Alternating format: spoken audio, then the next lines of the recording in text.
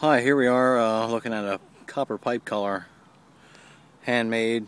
Get ready to go into a slate roof I got going on here in Baltimore, Maryland.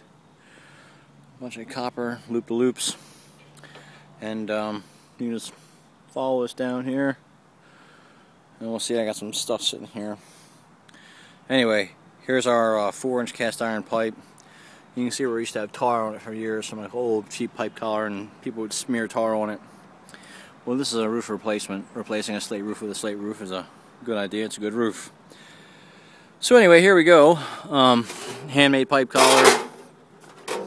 And yes, it has a upturn on the inside.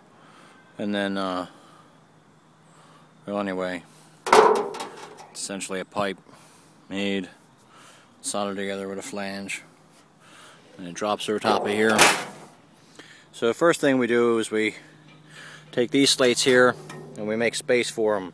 This pipe just happened to lay out just fine directly in between them.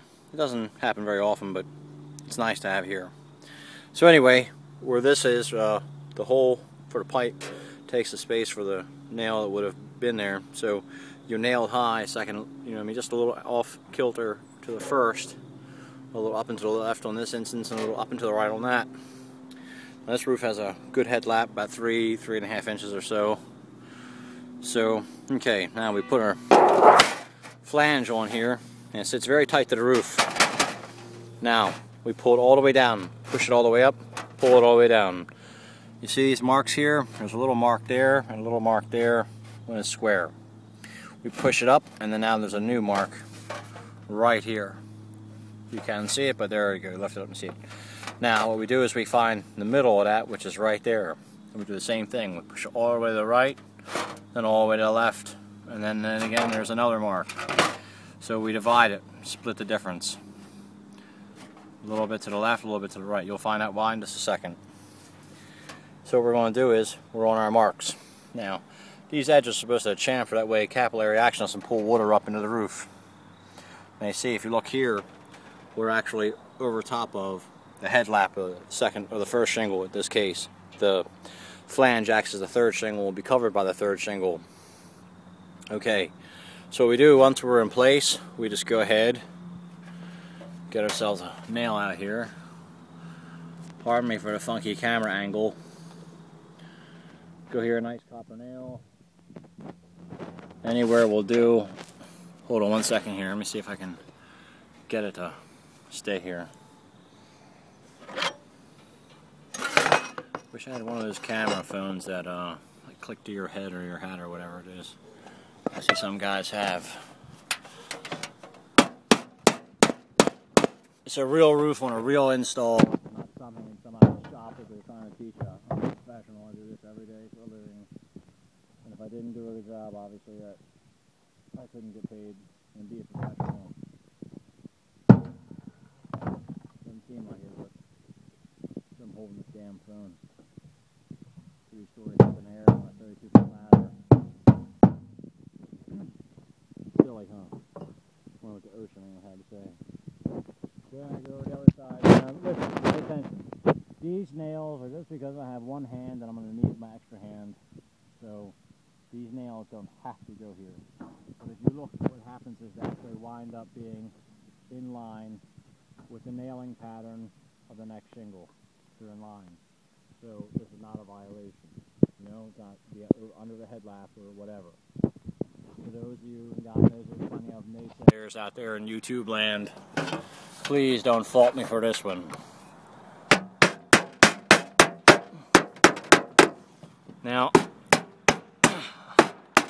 being a person who watches a lot of YouTube videos, there's a lot of people, and most of them are tradesmen who look at other people in the same trade as themselves, and they disagree about minutia, small thing one way or the other.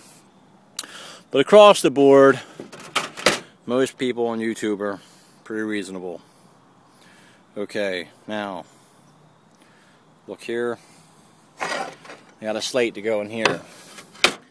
Now, what happens is the piece of copper here makes the flange of this pipe collar sticks over enough, about so that it's a piece of bib metal.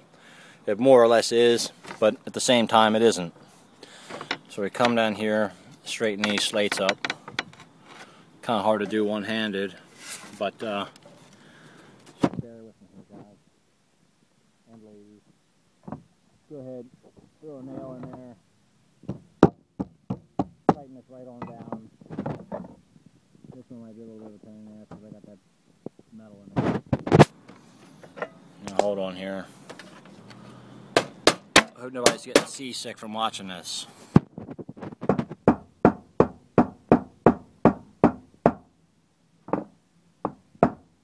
Century from now, you're gonna hate me.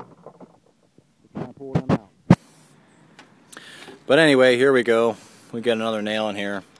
We wind up with like this. It's a hidden pipe collar. I'm not the biggest fan of them in the world. And yes, some people would put a cut here and a cut here and allow the pan that would allow it to show. Normally I'm a big proponent of that. But in this case it just worked out absolutely perfect because you can see I'm in the center of the roof right here. And it just lines up with all these keyways. Just perfect. And if I was ever going to put a hidden pipe collar in, this is where I would put it. Now that our pipe collar is in, you don't really need any nails, but I would have nailed through it anyway, and I wouldn't even need that. A nail. I wouldn't need this, the back of the flange to even be this high. I would only need it to be as high as the slate above it. I just left it long because I felt like it. Now this slate right here, virtually, it doesn't really do anything. It doesn't have to be here. I could have left this all exposed, all this metal. It could have just been all metal here, and I could have just cut this slate right here and nailed it, and just is for no more than being a can strip for the slates above it. For those of you who know who that is. Now I go over here to Big Bertha. And Big Bertha, actually, is a ball-peen hammer. And those of you in the Mafia will know what that is, with some familiarity. So, anyway, now we have Big Bertha up here. We divvy this in, and what we do is we bend this over and around. And what this will do is it'll fold over and wrap into the pipe, leaving a crown like this over top of the pipe all the way around. When water hits it, it'll pour inside or pour outside. And that's work that has to get done, you know, professionally. I can't half-ass it because I'm holding the phone for you guys. But all in all, it's nice work. Now you know how to do it. Have a nice day.